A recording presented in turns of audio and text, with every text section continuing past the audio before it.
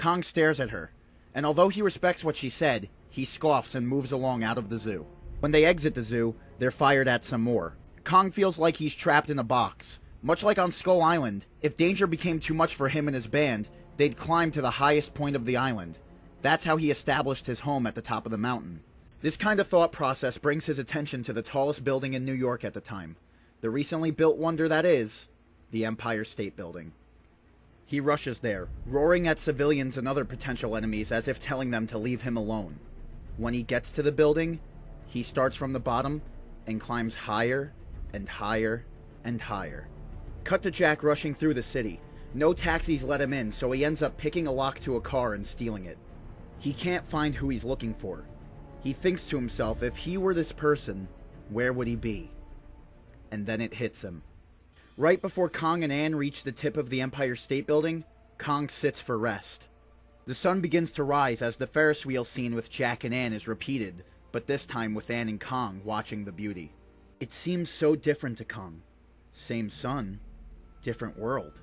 He finds it gorgeous, and finds her gorgeous. Her blonde hair flows in the wind, but it's cold that high up in nothing but a white dress as Ann begins to shiver and cling to Kong's hand. Kong takes his other hand and lightly covers the rest of her with it like a blanket. She looks up and smiles thankfully. Kong pets her a bit before she readjusts and they look out at the sunrise some more. "It's magnificent," Ann whispers, and Kong lets out a groan of agreement. But their moment is soon broken when a droning sound comes over the horizon, and a squad of biplanes come their way. Kong has a look on his face that's calm, but also says shit's gonna go down. He puts Ann down and climbs to the tip. Ann yells no. Kong looks out to the planes, then down to Ann. And Ann looks up worriedly at him, then Kong focuses back on the approaching planes. Meanwhile, in an abandoned bar, the door is wide open, and only one man sits, serving himself a drink. In the distance, the radio reports of Kong's rampage are still ongoing. It's Denim. He's very down for obvious reasons. This is all his fault, and he knows he's not getting away with it. He knocks back some hard liquor and sulks. That's when Jack enters the bar. "Carl," Jack says. Carl just pours another drink. Jack moves closer until Carl has no choice but to look at him. "What do you want?" He scowls. "He's got Ann, Carl," Jack answers while Denim drinks some more. He chokes out, "Oh, well, isn't that just dandy? I guess we all lost something today, didn't we? The only difference is you're not going to be hauled away to the big house." Jack tries to follow. "What are you talking about?" Carl explodes. "Open your eyes, Jack. You think I'm not going to go down for this? I'm ruined. The next time you see the name Denim, I'll be on death row." "Now, Carl, this isn't the first time you've been threatened with death, and I'll be damned if you, of all people, end up dying in prison. That's too simple for you." Jack moves in closer. "Do you remember how we met each other?" Carl pauses for a second, taking a smaller drink as his hands shake. The memories hit him all at once. "It was 1918. My plane was shot down, and my cameraman died. On the way down, I spun the plane to put out the flames. When I came to, I was in a German prisoner reserve hospital. If I stayed there long, I'd be questioned. If they knew who I was, I'd be killed.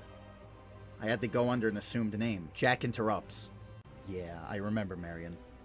Carl looks up at Jack, as Jack looks back at him with heartfelt nostalgia, and Carl is surprised he remembered, though that could just be the alcohol.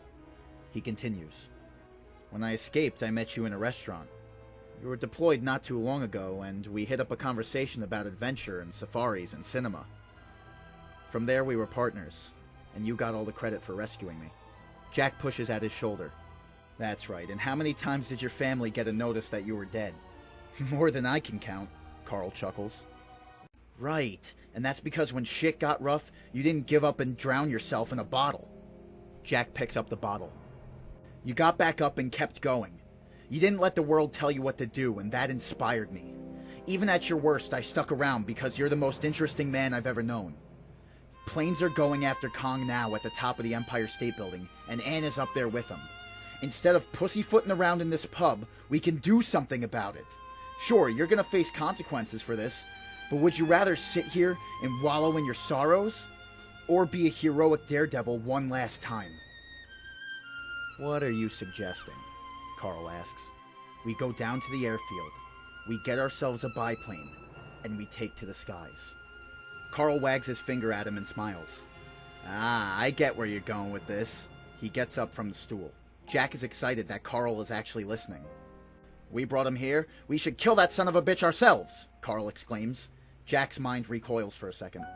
Yeah, what? No, you idiot. I'm saying save Kong. Oh. Well, we can try, Denham shrugs. That's the spirit, Jack says. Now let's go.